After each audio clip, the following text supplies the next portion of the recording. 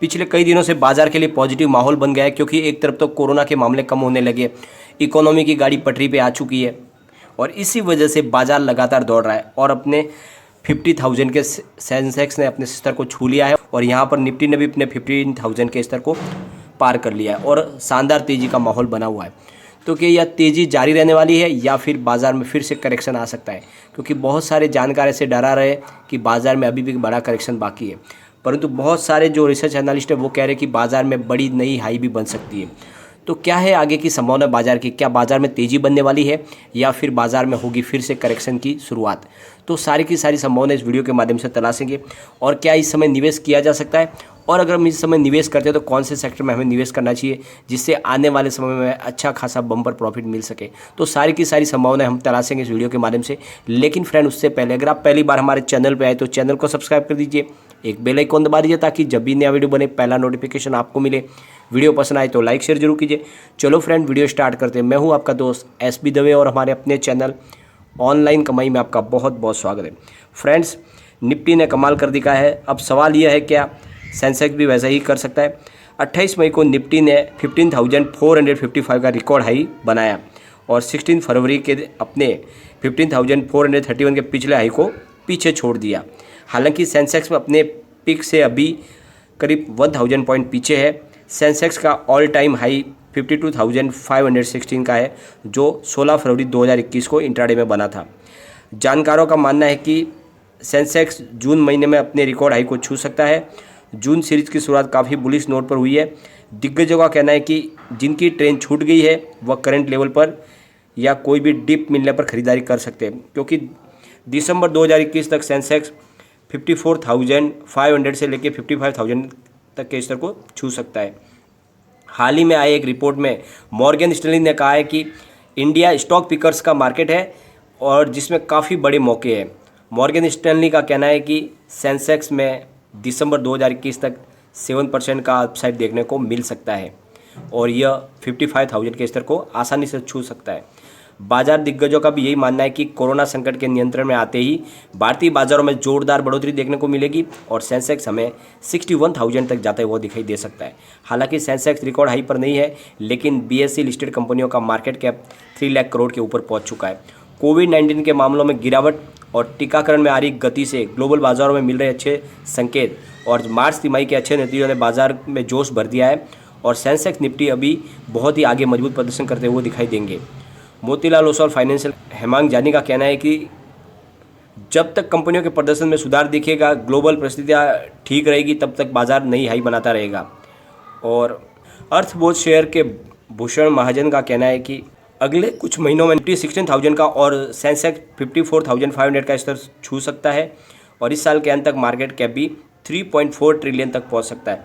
तो लगातार बुलिश बने हुए सबकी जो रिसर्च एनालिस्ट है उनकी राय निकल के आ रही है कि बाज़ार में अभी भी शानदार तेज़ी का जो पड़ाव है वो जारी रहेगा और आगे नई नई ऊंचाइयों पर जाता रहेगा।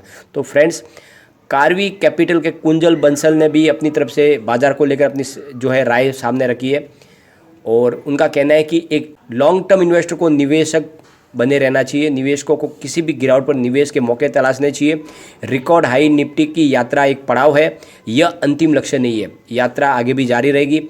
ऑटो सेक्टर पर बात करते हुए उन्होंने कहा है कि अनलॉकिंग की उम्मीद में ऑटो सेक्टर में हमें उछाल देखने को मिलेगा। इसके अलावा पेंट अप डिमांड से भी इस सेक्टर को फ़ायदा मिलेगा। पिछले साल भी हमें ऐसा ही देखने को मिला था। बैंकिंग सेक्टर में भी हमें कुछ ऐसा ही देखने को मिलेगा, लेकिन हमें इस सेक्टर की दिशा के अनुमान के लिए NPA पर सफाई की ज़रूरत है।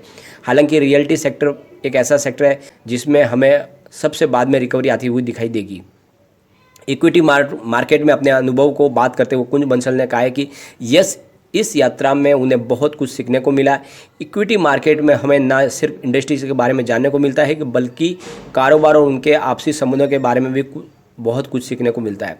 इसके साथ ही ग्लोबल मार्केट से हमारे कारोबारी और व्यावसायिक संबंधों से बारे में भी व्यापक जानकारी मिलती है। इक्विटी मार्केट से मुझे जो सब बड़ी सीख जो मिली है वो यह है कि जिस दिन आपको महसूस होता है कि आपने इसके बारे में सब कुछ जान लिया, उसी दिन मार्केट आपको आईना दिखाई देता है। मार्केट कैप $3 लाख करोड़ पहुंच गया है और 4 लाख करोड़ डॉलर का आंकड़ा कब छुएगा, इस सवाल का जब जवाब देते हुए कुंज बंसल ने कहा है कि इस तरह का अंदाज़ा लगाना बहुत मुश्किल है। मेरा मानना है कि 1 लाख करोड़ डॉलर ग्रोथ का अगला पड़ाव हासिल करने में हमें पहले लगे समय की तुलना में कम समय लगेगा। मिड और स्मॉल कैप शेयरों ने हाल में ही दिग्गजों की तुलना में काफ़ी अच्छा प्रदर्शन किया है। इनकी आगे की चाल पर बात करते हुए कुंज बंसल ने कहा है कि छोटे और मझोले शेयरों का चुनाव करते हुए minority share holder friendly, promoter वाली कंपनियों, अच्छे प्रबंधन वाली कंपनियों और मजबूत बिजनेस मॉडल वाली कंपनियों पर फोकस करना चाहिए। इसके साथ ही आप इस तरह के निवेश में एक लंबी अवधि तक बने रहें। और कहाँ निवेश करें, इसका जवाब देते हुए कुंज बंसल ने कहा इस समय आपको ऑटो, इंश्योरेंस और सरकारी कंपनियों के शेयरों में निवेश करने का ये अच्छा मौका है। इस समय आपको निवेश करना चाहिए, आने वाले समय में आपको बहुत ही अच्छा रिटर्न मिल सकता है। तो फ्रेंड्स, बाज़ार जिस तरह से राय निकल के आ रही है, बाज़ार अभी भी दौड़ने वाला है, क्योंकि जो कोरोना का जो बड़ा संकट था वो टल चुका है। कोविड के मामले लगातार कम हो रहे, कहाँ पे 4 लाख के ऊपर आ रहे थे, अब वो 2 लाख के भी अंदर आने लग गया। तो इसका मतलब काफ़ी मात्रा में कंट्रोल हो चुका है कोविड, और इस वजह से आने वाले समय में बाज़ार की जो रफ्तार है वो तेज़ी के साथ दौड़ने वाली होगी।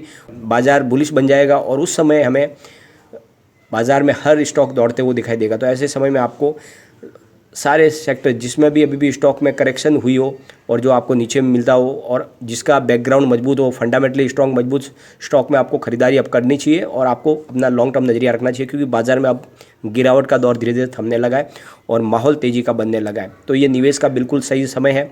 आने वाले समय में अच्छा खासा हमें रिटर्न मिल सकता है, क्योंकि पिछली बार भी हमने देखा था कि लॉकडाउन खत्म होने के बाद, अनलॉकिंग की प्रक्रिया के बाद बाज़ार ने एक तरफा तेज़ी बनाई थी और फिर से वही दौर आया है और यहाँ से अब नई शुरुआत होगी इकोनॉमी की, तो बाज़ार में बड़ी तेज़ी बन सकती है। तो इस समय आपको बिल्कुल अच्छे स्टॉक में निवेश कर लेना चाहिए और प्रॉफिट के लिए ये सही मौका है, जहाँ पे आपको साल भर के निवेश पर भी अच्छा खासा रिटर्न मिल सकता है।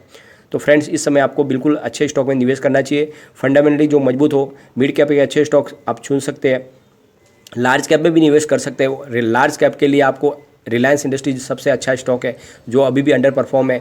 2000 के आसपास अभी भी खरीदारी का मौका बन रहा है, तो उसको खरीदना चाहिए आपको। उसका नज़रिया आप 1-2 साल के लिए रखें, ये आपको अच्छा रिटर्न दे सकता है। फ्रेंड्स, ऐसा ही एक आईटीसी स्टॉक है जो अभी भी काफ़ी कम में बढ़ा हुआ है, जिसमें आगे भी बहुत ज़्यादा प्रचुर संभावना है। आईटीसी आपको मालामाल कर सकता है। फ्रेंड्स, टाटा मोटर में आप निवेश कर सकते हैं।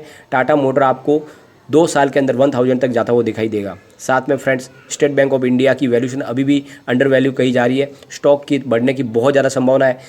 हिंदुस्तान की सबसे बड़ी बैंक है। एसबीआई में आप निवेश कर सकते हैं। आने वाले समय में इसका स्टॉक भी आपको 2 साल के अंदर 1000 तक जाता हुआ दिखाई देगा। साथ में आपको मैं एक स्मॉल कैप कंपनी भी सजेस्ट कर रहा हूँ, जो बहुत ही शानदार स्टॉक लग रहा है। पिछले 1 साल में बहुत ही बम्पर इसने रिटर्न दे दिया है, यानी करीब 3-4 रुपये का स्टॉक 19 रुपये तक जाके आया है। बहुत ही बम्पर लोगों को रिटर्न मिला है। बात कर रहा हूँ मैं ट्राइडेंट लिमिटेड की। बहुत ही शानदार कंपनी है, छोटी स्मॉल कैप कंपनी है, लेकिन कंपनी का कारोबार करने का जो तरीका है बहुत ही यूनिक है।